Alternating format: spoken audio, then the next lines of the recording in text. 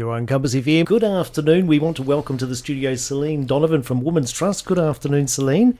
And of course, Snr Constable Chris Hurring. Thank you for taking the time to pop in and say hello to us this afternoon. How's things? Good, thanks. Now, I'm from Women's Refuge. Women's Refuge, I'm sorry, I got it all wrong again. I thought, I wondered why the two of you were looking at each other so weirdly. So Brucey's got it wrong again. Well, guys, okay, so what's happening out there? How are things with the work that you both do? We're busy times, and we've had busy times through COVID for family violence, which is the field that we work in. We had a 20% increase during lockdown, and our statistics are showing that we're steady in that sort of realm now. So yeah, there's a few stresses out there for families, and it's impacting on what we're seeing when we're attending family harm episodes. Now, we were just talking briefly off air, but you were saying that when we went into lockdown, there was an uptick in the number of cases that were being reported. Now, you also said that this had continued since the lockdown had ended. Yes. How is that impacting on the services that you're able to provide?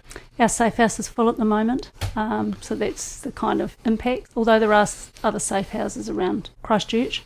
But yeah, we've noticed that it's been continually a 20% increase. We're noticing that people that we're connecting with are talking about things that happened in lockdown in their homes. It's just starting to become more exposed now. So is it that it's taken this long for people to feel comfortable reporting it? Is that what's happening? That's often the case, or they're talking to us about something that's happened now, but actually other stuff that happened in lockdown.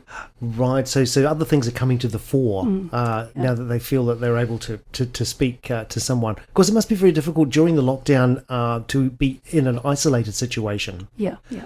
So what should people do if they suspect someone they know may be experiencing harm? I mean, the first port of call for anything happening now and urgent is obviously the police. Yes. And so that's 111. If someone's in danger now, or the violence is occurring now, or the threats of violence are imminent, then it's 111. If it's something that people want to report, it's very easy now because there's another number. It's 105, and that will result in police attendance as well, or police advising other agencies to assist. There are other agencies that work in this field that can assist with that sort of thing, and Women's Refuge is a key one of those, and that's 0800 Refuge. Okay, so those are the two numbers that one can get. Just as an aside there, Chris, the introduction of 105, has that enabled people, have you found, has it enabled people to feel more comfortable calling the police? I couldn't comment on that myself, but it's an easy way for people to contact any police across the country, because there's now a centralised call centre that enables members of the public, if they want to speak to a specific officer, they can link them directly into that officer wherever they are in the country. So there's a good system working around the 105 now. Okay, so now Celine, today's theme was whānau for the talk. Have you got anything? We were wanting to. It's Mental Health Awareness Week. Awareness. We were wanting to talk a little bit about a kind of abuse that doesn't have any science, but that people are experiencing, called psychological abuse, because a key feature of that is that people often tell victims that they're crazy, or that they behave in a way that the victim feels that she might be crazy, and we're talking about she because there is a lot of gendered violence, but the kind of abuse that makes her feel like she wonders whether she is actually experiencing abuse or she is crazy. And we have experience with someone recently who went and had a mental health assessment because he told her she was crazy so much. This is someone who he's also threatened to harm her in quite serious ways, and yet she was second guessing herself, was quite surprised to see us show up to see her because she was confused about what she's experienced. So there's a name for it, and it's called gaslighting. So people might have heard that, and that term comes from way back in the 30s when a husband was telling her that she was crazy, that the power was out. She said the power's out, or the power's dimmed, and he'd actually turned down the gas, and he said you're crazy. But that's what he was doing to make her feel like she's crazy. So the term is gaslighting. You can look it up on the internet. There's lots of features of it, but the purpose of it is to make her feel that she's crazy. Now, I never knew where it originated. originated from, but that's enlightened me. I mean, that really is something. I've heard the term, but never knew where it came from. So interesting. So it's obviously something that's recognised some time ago as being endemic in abuse, psychological abuse. Is psychological abuse treated the same way as physical abuse? Treated the same way from a policing perspective, from a criminal perspective. In New Zealand, if someone has a protection order and psychological abuse is occurring, then that can be a breach of the protection order, so therefore it can be dealt with criminally.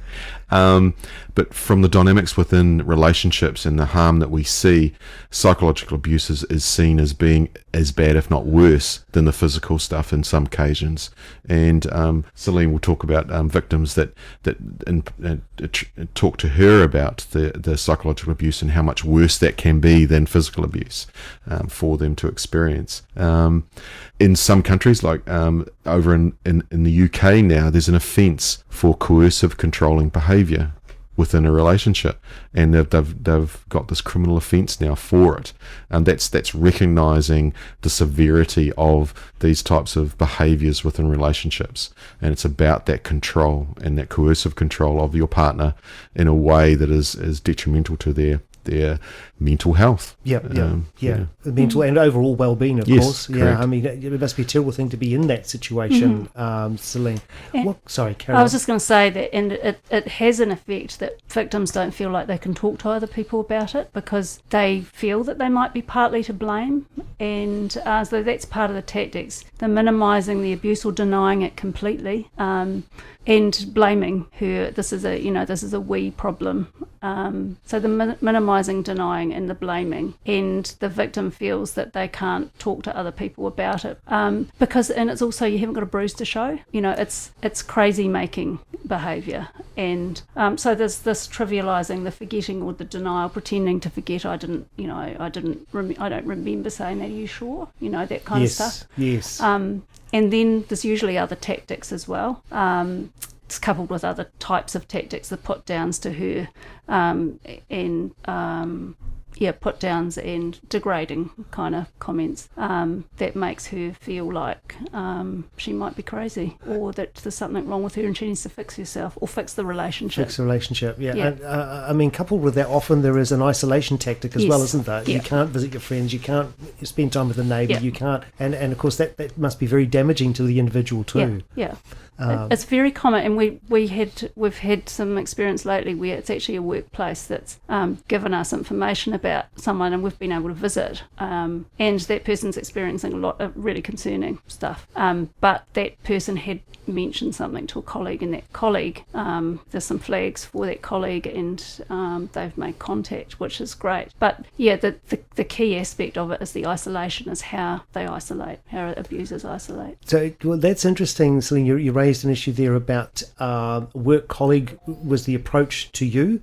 So is this something that people should feel confident about doing, about approaching you if they're really concerned about a fellow colleague? Absolutely. Yeah, that's good. So I guess who can people confidentially call in those situations? Would the call be to you first? So as Chris said, if there's risk to that person right now, it's police, or even a discussion with police about what to do. That's 105. But Womens Refuge is 24/7. It's 0800 Refuge. That's 0800 733 843. And that's a conversation too around, sometimes Refuge will call police, but a conversation about what can be done. And that's the time that workers like us can actually go out and see people and have a discussion and then offer that support. Because we always know that the worst risk, that the highest risk is around separation in these controlling situations. So we would be wanting to put some support around people if they're wanting to leave a situation like that. Of course, it's a call to action, isn't it? On your